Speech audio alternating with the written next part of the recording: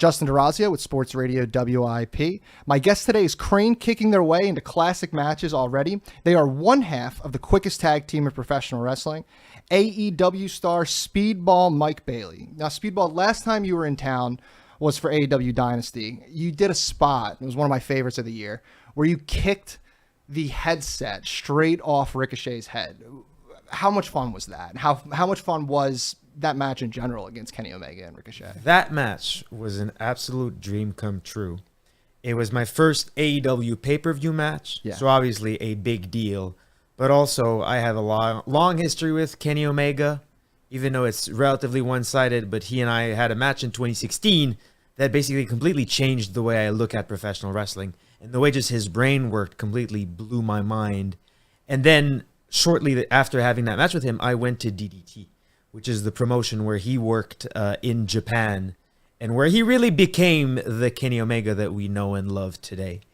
And so to have that match with Ricochet, who is another absolutely world-class performer, who since joining AEW has reinvented himself for the worst. He became a completely just awful person, and he is greatly hated by the general public with good reason, because he himself is a world-class hater. So to get to kick the headset off of his head was absolutely beautiful in a match that was just an absolute dream. Still feels surreal to this day to watch and to think about. A tremendous match, and to think that was only like one of your first handful of matches in AEW. It was my third match in AEW. I debuted against the Beast Mortos, then I qualified for that match in a four-way where me and Ricochet ended up pinning Mark Davis together. It's funny because it came up again this morning. It's a news story that Ricochet is attempting, I'm not sure it's going to work because it's a terrible idea, to copyright the word bald. I saw that. For use in professional wrestling. And a lot of the news sites used the picture of him with the headset on about to get kicked as the thumbnail for that article, which I think is absolutely hilarious. And they, I guess, kept out the part where your foot connects with his skull. So you can see my foot in the frame. Yes, That's he's great. About to get kicked in the head, which is great. It's so cool that in your third match you went against Kenny Omega, who's one of the AEW all-time greats, and you've already fought Kazuchika Okada. It's some of the greatest of all time in this sport you've already had the chance to go against. And there's people who go their entire careers never getting in the same ring with either one of them. And you've done both within the span of 6 months. It is happening so fast. And I mean, I joined All Elite Wrestling because, I mean, it's the catchphrase, but it's true. It's where the best wrestle. The best pro wrestlers in the world. The people that perform to the highest level in the ring are in AEW. And it feels like I've been there. I started in mid-March, so that's just over 5 months that I've been in AEW, but it feels like years. It feels like I've put on a lifetime's worth of performances just in those 5 months. I mean, to me, it feels like, God, it feels like 100 years of pro wrestling that happened in 5 months, and it's absolutely surreal. And I mean, there's just so much talent in AEW right now. Yeah, there is a ton of talent. You've hit a lot of the big names, but who are some of the names you haven't gotten the ring with yet in AEW that you still want to get the chance to? Obviously, you fought Jon Moxley really recently. We talked about Omega. We talked about Okada. Who's left? I resent and hate your question. Okay. Because those are the best kinds of questions, right? By the way. It's impossible to answer because I'm going to attempt to give you like 5 and I'm going to miss some. And then 10 minutes later, we're going to name someone. I'll be like, oh, them too. You know what I mean? But I keep saying it. I don't know that it's going to happen. But number 1 on my list is Bryan Danielson. Oh. And I think having that singles match would be a huge moment in my career. And I know that it's unclear right now if he's going to actually come back to the ring or not. But if he does, I hope that he and I get a chance to kick each other back and forth. I was in the ring with MJF for a little bit. It was Jet Speed and Mascara Dorada versus MJF and the Hurt Syndicate. And I got to just be in the ring with him for a minute. But I would love the full MJF treatment, where he tries to set me on fire, attempts to murder me, tries to make me murder him, in hopes that I'll get angry or disqualified or something, but how he does it and that we can go back and forth on the mic in the ring, that would make me very happy. Hangman Adam Page, who is number 1 right now. He's the men's world champion, and he is maybe the world's best professional wrestler, and I think that he and I in the ring would be absolutely magical. We did team together, again, in Virginia. It was Hangman Page and Jet Speed versus LFI, and that was awesome. And yeah, again, it's very hard to narrow down. I could name almost the whole roster, everyone that I haven't wrestled, and I mean, those would all be dream matches for me. They're calling MJF recently the antagonist of AEW. Yeah. Do you think that fits? Yeah. 100%. I mean, since the beginning, that's what he's been doing. Since literally day one, yeah. Since day one, he's attempted to, and successfully attempted to make people angry. And I mean, I think that's his biggest fault is that instead of just doing what's right for him, he tries to do what's wrong for everyone else. Yeah, that's a good point. I want to talk a little bit about your inspirations, both in the ring and outside of the ring. You have a really unique style of wrestling. I can't really think of any other wrestlers that I can compare you to in terms of style. So who are your inspirations, wrestling-wise? And then obviously I can tell that you're inspired by the Karate Kid and by Speed Racer a little bit, even in terms of your gear. So tell me about those inspirations.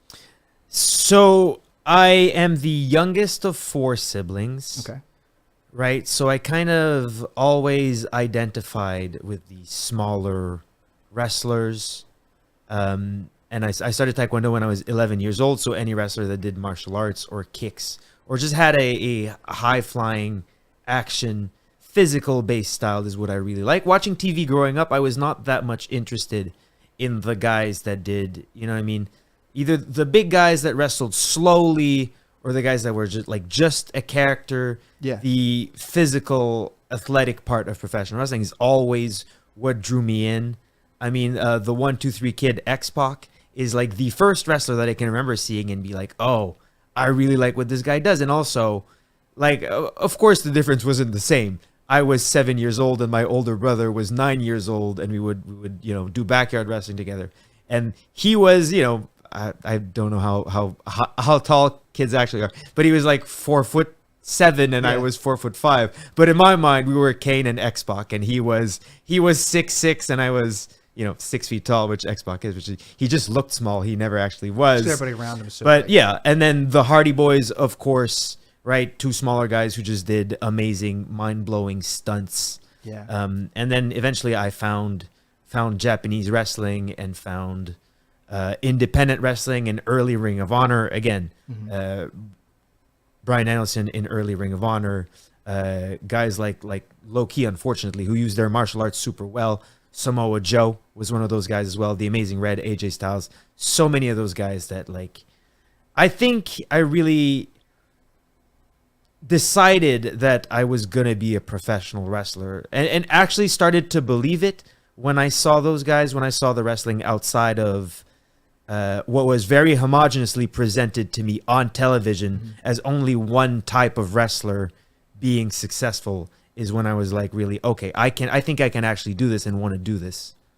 So tell me about because you have a background in Taekwondo. I'm a 4th degree black belt in Taekwondo. I started when I was 11 years old, and I competed for many, many years. So how does that transition to professional wrestling?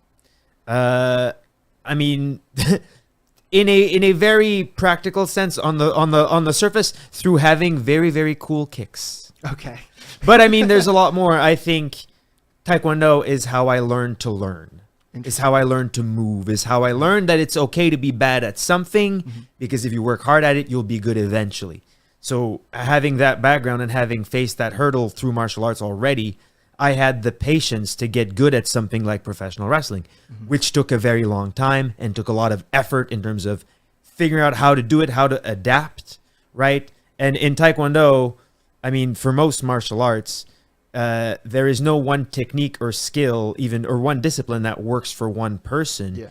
Everyone is unique, and everyone needs to find their strength in order to succeed. You need to find what you're good at in order to win fights, and relying on what you're good at is what is going to make you beat opponents who maybe on the surface might be better than you, but if you have this one skill that they aren't able to overcome, then you can still win. I mean, that part I think is what made me good at professional wrestling. So when did you start? When did you transition from Taekwondo to training for pro wrestling? So I started training for pro wrestling when I was 15 years old. Okay. And then I trained for 6 months before I started wrestling.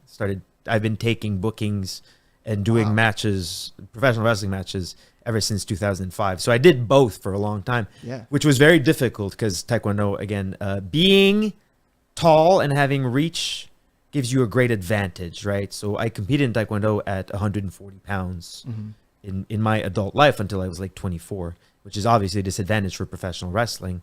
But I did both for a very, very long time. And so the thing that you have to contextualize is that when I started pro wrestling in Quebec in 2005, wrestling as a whole was very, very different from what it is now. Yeah. I didn't make any money for the first like 10 years where I was professional wrestling, which I say that, and then people are like, oh my God, this guy doesn't understand business. But like, no, it's not. It's that there wasn't a place to make money. No one was making money. It's not like promoters were getting rich off my back.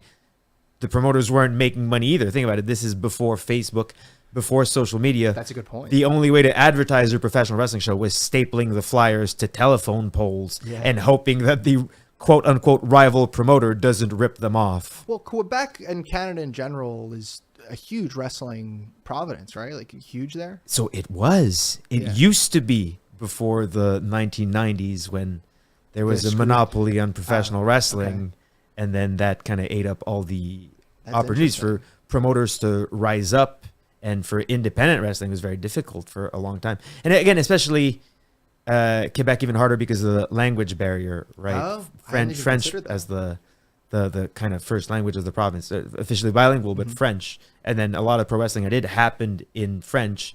And aside from being separated from the United States with a hard border, philosophically, there was a border because of the language between Quebec and the rest of Canada when it comes to professional wrestling. So, I mean, it was very difficult. Yeah. And so I can't imagine having to overcome not only, like you said, a monopoly, but language barriers and intercontinental travel and all this stuff to get to this point. You've really come a long way from scratching your teeth, not making any money in 2010, and now you're on TV every week, but practically on both shows too. Yeah, I mean, it's been a very, very long road. It has taken me almost 20 years to get to AEW. Yeah. I mean, I'm just coming up on my 20-year anniversary of being a professional wrestler. Wow. Not that I can give you a date because I don't know what it is because I didn't really keep track. But yeah, I mean, I'm glad that I have something to show for it. Yeah. You know what I mean? Like, it's not like I think that I came into AEW extremely well prepared. For sure. And that's why I was able to do so well so quickly.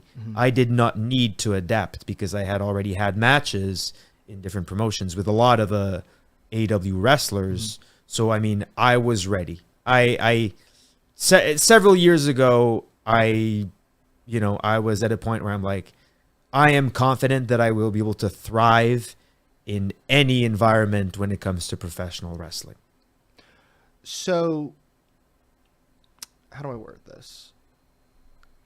You're right when you say that you came in incredibly prepared and you kind of shot to the top in a way, right? Your third match is against Kenny Omega for the Intercontinental title, and I'm sorry, for the international title, and now you've been paired up with another AEW newcomer, Kevin Knight, to form Jet Speed, which has gotten incredibly over incredibly fast. I'm really interested if that was a creation from you guys, if you guys got together, you and Kevin Knight, to form Jet Speed, or if that came from AEW themselves. Whose idea was this tag team? I don't think it was my idea or AEW's idea. I mean, Kevin Knight and I, we'd been around each other working TNA and New Japan and independent shows in America. We had 2 singles matches against each other. One was the finals of the American Junior Cup from New Japan Pro Wrestling that happened in Philadelphia. And he and I wrestled. We went like 30 minutes in the finals of that tournament. And I liked Kevin Knight, thought he was a fantastic wrestler. And it just started with us being in kind of similar situations in AEW, good guys, and we were put together in a 4-on-4 match for $400,000, and then that was right after Dynasty. Yeah. Yeah. And then that went well, and from then on, we were put together in a tag team match against the Young Bucks, and that match was great, and the chemistry was there, and Kevin and I got along really well. There's a lot of, we see professional wrestling in the same way in a lot of different regards. Mm-hmm. He started wrestling a lot later than I did. He started wrestling in 2019, but in his short time training with New Japan and wrestling all over the US, but also in Japan, and learning from Kushida, his other tag partner, who is extremely knowledgeable, and getting to wrestle in Mexico as well. Kevin really understood the international style of professional wrestling and what you need to do in order to be able to thrive in so many different contexts in the same way that I did. So the chemistry was just there in a way that the audience saw it. And I think that it was really the audience who were like, yeah, we definitely want more of this. Yeah. And even the name Jet Speed is not something that we decided on. It just kind of happened because the audience online, through my vlogs, through interviews on YouTube, just started calling us Jet Speed. And so that was the name. So I think, you know, a lot is made about tag teams being thrown together recently, which I think is one of the silliest arguments you can make.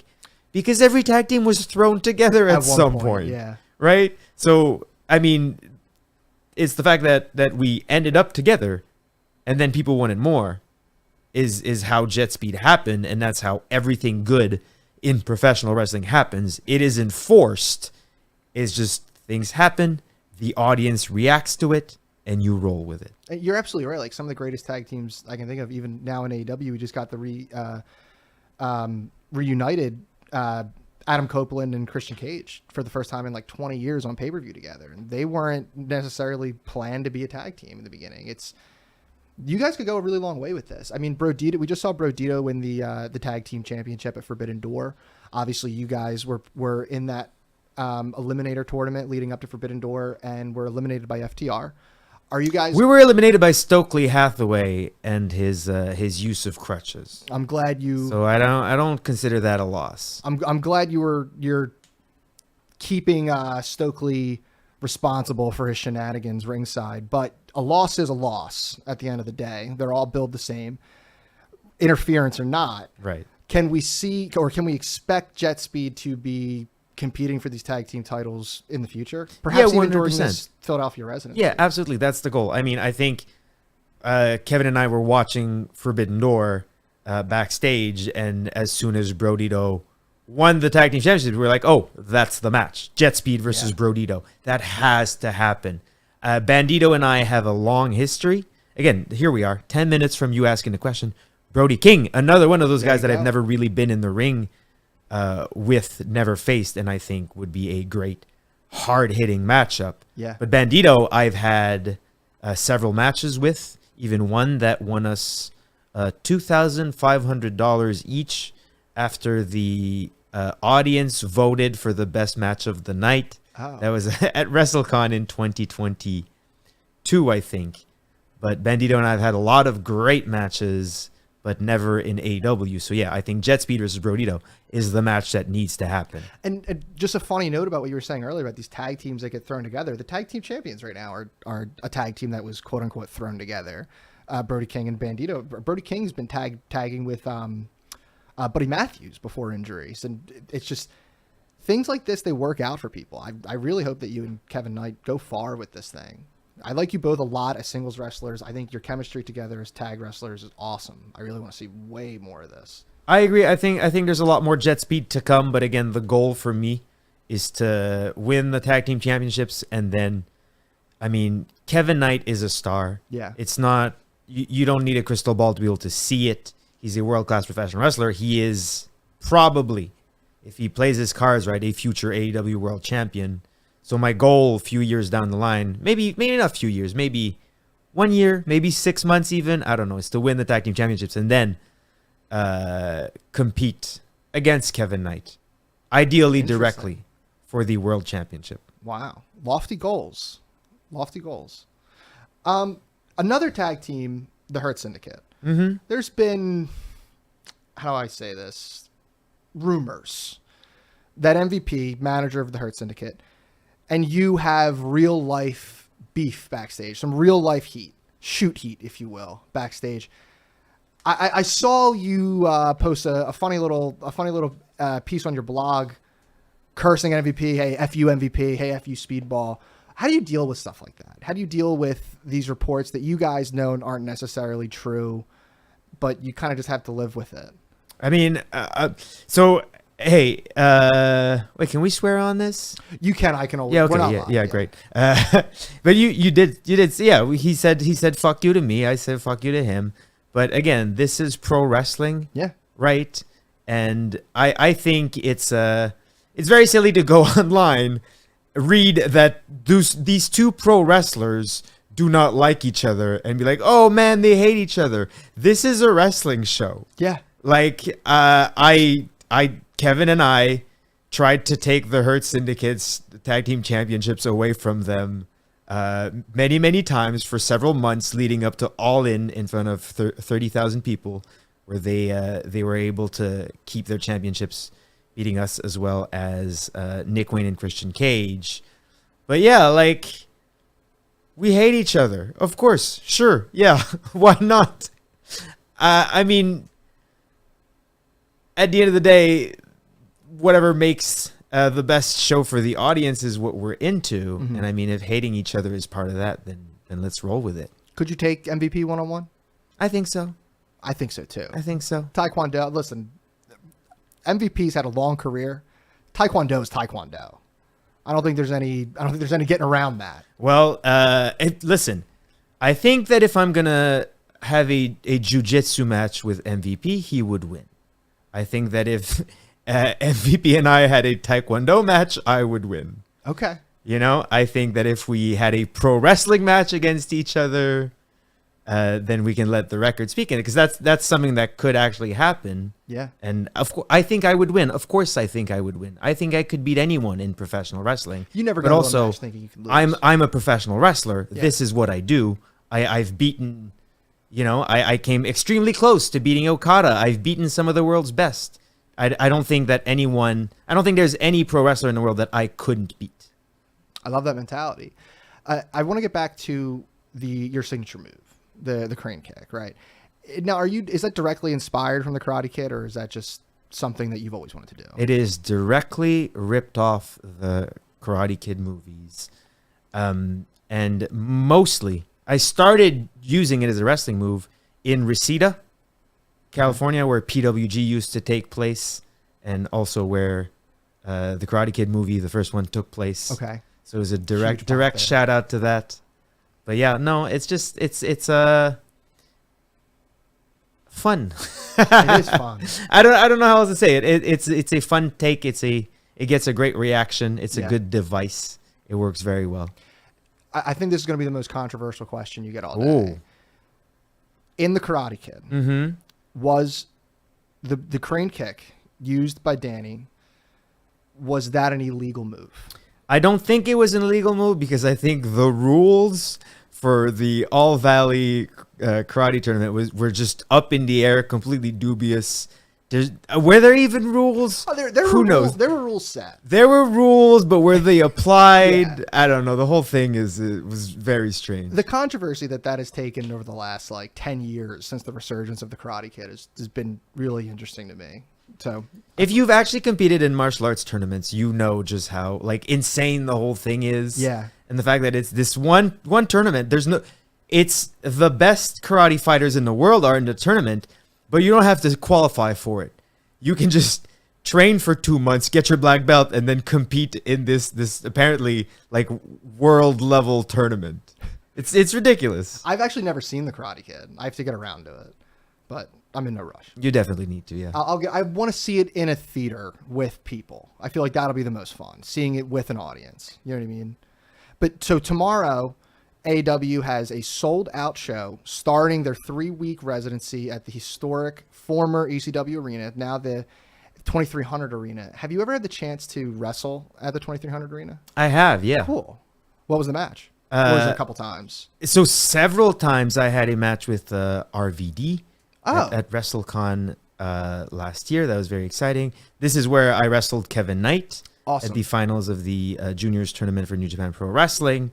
But it's a historic venue. You can feel it when you're in there. You can feel the history. You can feel everything that's happened. And you can feel it in the audience too. People are always excited to be there. They're always expecting a crazy show. They are. Because it is the 2300 Arena. It's so much fun there. I'm so excited for this residency. So 7 shows total. There will be 3 Dynamites, 3 Collisions, and then Death Before Dishonor, the Ring of Honor pay-per-view. I know you usually frequent both. How many of these shows do you think you'll end up being on between the 7 shows? So I think I'll be on most of them. Yeah. I'll be this Friday. I'll be in Mexico for CMLL, competed in the Grand Prix. So I'm very excited for that. So that means I most likely won't be on Collision this weekend. But, you know, I love wrestling. I want to be there for all of them. I hope I get to have matches on every single one of those shows. If there's someone listening right now who has never seen or heard of AEW, what would your pitch to them be to watch the show? This is raw professional wrestling. It's real professional wrestling. I think that the best way to experience professional wrestling is close up and live. And I think that TV in general doesn't do pro wrestling justice, right? And I think AEW has done an amazing job really showing professional wrestling in its purest form, but also putting it on television without losing any of the spectacle and interactive component that make pro wrestling unique as a discipline. So I would agree with you 100% that the AEW has done a really great job at distancing itself from the other wrestling products. It's a more raw product. It's a realer product. It's a faster paced, more entertaining product. I saw that you were the subject of a new documentary that premiered last month at San Diego Comic-Con, Keeping It Kayfabe. Keep it kayfabe. Keep it kayfabe. Yeah. My apologies. Give me a little more info on this. I haven't really heard much about it until this week. Yeah. How did this come about? How was the shooting? How long were you shooting this, and how can I watch it? So this, there are very limited ways to watch it. It only premiered at San Diego Comic-Con a few weeks ago. There will be a screening of it, though, at the Underground Arts Theater on September 9th, right here in Philadelphia. So I don't think tickets are available for that yet, but they will be. But in 2023, around WrestleCon weekend in Los Angeles, I did 10 matches in 3 days. And I basically, I was approached by Overlay Films, who followed me around throughout that weekend. Mm-hmm. And what you get is a very raw, like, I'm doing 10 matches in 3 days. I am busy. I don't have the time to, perform a documentary. So it's just me. And it's extremely beautiful. It's a love letter to professional wrestling. I say this in the documentary, and I think that's why it's so important to watch it. But if you want to really understand pro wrestling and what makes it so exciting, I think that if you only watch what happens in the ring, you only get the tip of the iceberg. I think that the full experience is seeing two people who don't speak the same language, who don't know each other, fly from across the world to meet up in a room, kind of gesticulate at each other in broken English for 15, 20 minutes, then meet in the ring and perform a flawless 20-minute, death-defying fight scene that is good from all angles and needs to be done in one take, and then shake hands and do it again the next day. Yeah. And Keep It Kayfabe, the film, really shows that entire experience in a way that people have never seen it before. Sounds awesome. It really is. You really did just sell me on that. I think that pro wrestling in media has been portrayed in only one way, right? And it's very dark. I mean, I think if you see a lot of the recent movies that have concerned professional wrestlers, and a lot of documentary stuff that focuses on the negative side, the dark side, right? Yeah. Sure. Your words, not mine. But this movie, and I mean, when I was watching the premiere, the thing that shocked me is that I am smiling throughout the whole movie.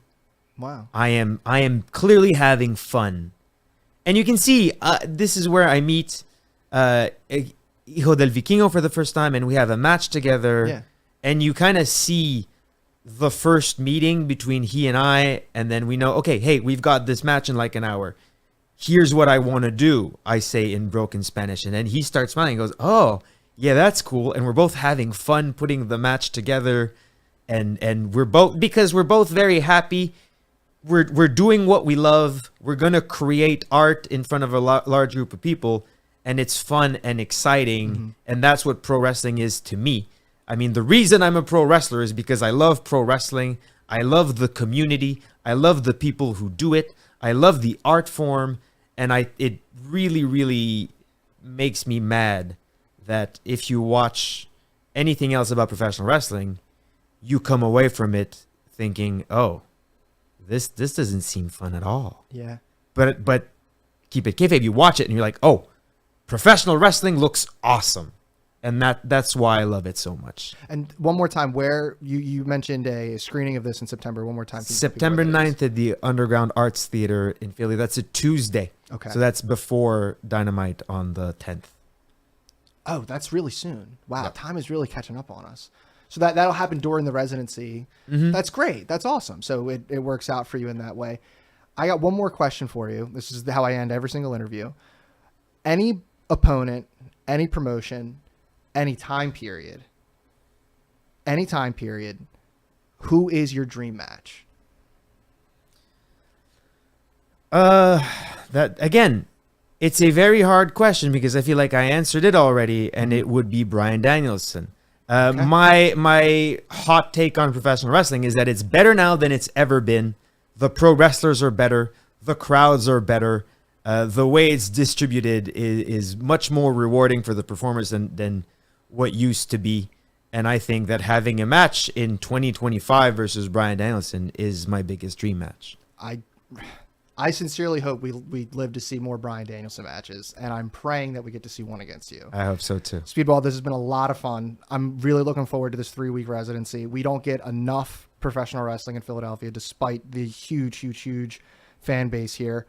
So if you are looking to attend AEW Dynamite, AEW Collision, or Death Before Dishonor, you can get tickets on AEWTix.com. That's TIX.com. Tickets are very limited, almost sold out for the entire residency, so hurry and get those now. And thank you again, Speedball. This has been a pleasure. Thank you so much for having me. Thank you, man.